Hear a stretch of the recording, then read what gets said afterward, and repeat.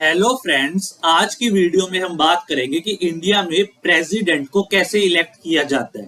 तो इंडिया में प्रेसिडेंट के इनडायरेक्ट इलेक्शंस होते हैं। इसका मतलब प्रेसिडेंट को डायरेक्टली इंडिया की जनता नहीं चुनती, प्रेसिडेंट को एमपीज और एमएलए चुनते हैं।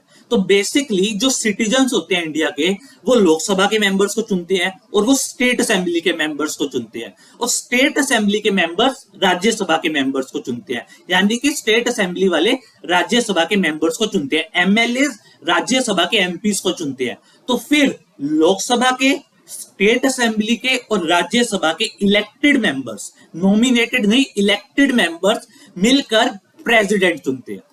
तो अब देखो कि जो स्टेट असेंबली के इलेक्शंस होते हैं और लोकसभा के इलेक्शंस होते हैं, उसमें वोटर्स के पास एक वोट होता है। लेकिन प्रेसिडेंशियल इलेक्शंस में वोटर्स के पास, यानी कि एमपीज और एमएलए के पास सर्टेन नंबर ऑफ वोट्स होते हैं, यानी मोर देन वन वोट होता है। तो अब ये क्वेश्चन अराइज हुआ कि एक एमपी और एक एमएलए के पास कितने वोट्स होते हैं। तो इसको कैलकुलेट करने के लिए हमारे पास एक फॉर्मूला होता है। तो फॉर्मूला क्या है? पहले हम बात करते हैं एमएलए की। अगर हमें एक एमएलए की वोट की वैल्यू निकालनी है तो हमें एक डिवीजन परफॉर्म करनी पड़ेगी। न्यूमिरेटर में हम रखेंगे कि उस स्टेट की जिससे वो एमएलए इलेक्ट हुआ है उसकी पॉपुलेशन क्या है 1971 सेंसस के हिसाब से। 1971 सेंसस के हिसाब से उससे डिवाइड करेंगे कि उस स्टेट असेंबली में जिससे वो इलेक्ट हुआ है एमएलए, उसमें सीट्स कितनी है, और डिनोमिनेटर में ही उसे मल्टीप्लाई कर देंगे 1000 से। फॉर एग्जाम्पल, हरियाणा की पॉपुलेशन 1971 में 1,30,00,000 थी, उसे हमने डिवाइड किया 90 से, क्योंकि 90 स्टेट असेंबली में बाकी सीट्स है, और 90 को मल्टीप्लाई किया 1000 से। 1000 से मल्टीप्लाई करके अब कैलकुलेट किया, ये डिवीजन परफॉर्म करी, तो आंसर आया 112।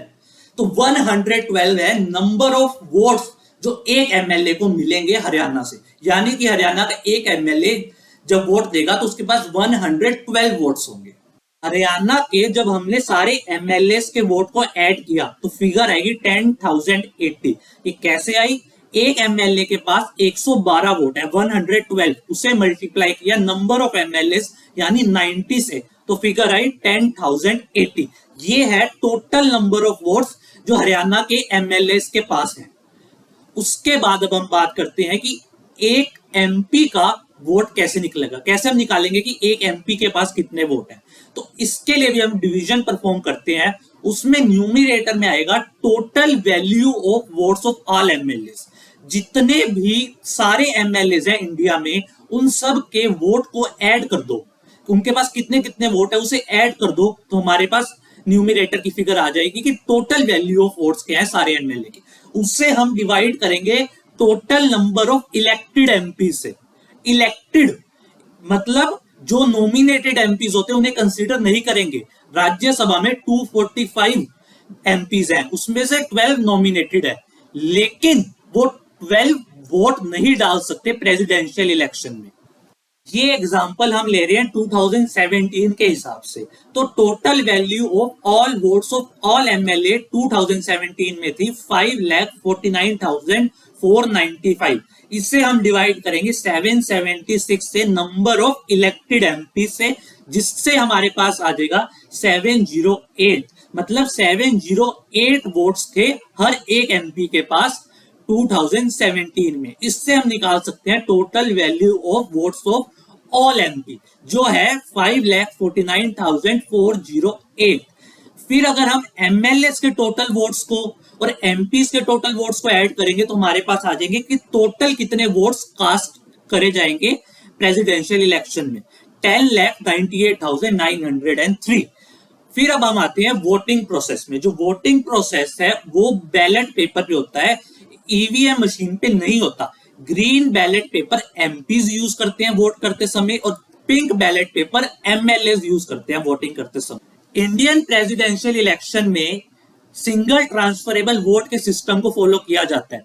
हर वोटर को अपना ऑर्डर ऑफ प्रेफरेंस देना होता है कि मेरी फर्स्ट प्रेफरेंस ये है, सेकंड ये है, थर्ड ये और फोर्थ ये। अब मान लो कि टोटल नंबर ऑफ वोट्स 10,000 है। हमने 10,000 इसलिए माना ताकि कैलकुलेशन इजी हो जाए।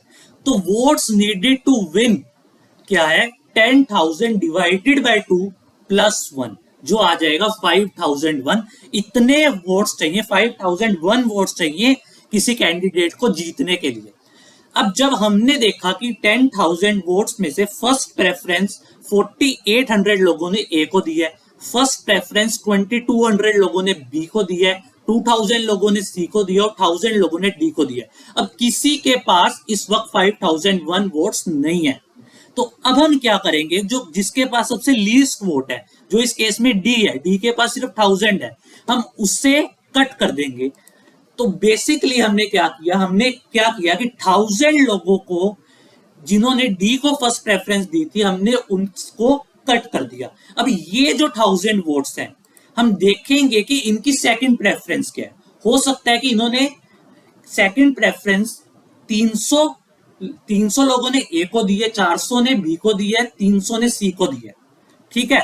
तो ये जो वोट्स हैं सेकंड प्रेफरेंस के, इन 1000 लोगों के, इसे हम ट्रांसफर कर देंगे ए, बी और सी को, और उसके बाद ट्रांसफर करके उसे ऐड कर देंगे। अब ए के पास आ गए 5100, बी के पास आ गए 2600, सी के पास आ गए 2300। अब ए के पास 5001 वोट से ज्यादा वोट है, उसके पास 5100 वोट है, तो ए जो होगा प्रेसिडेंशियल इलेक्शन जीत जाएगा।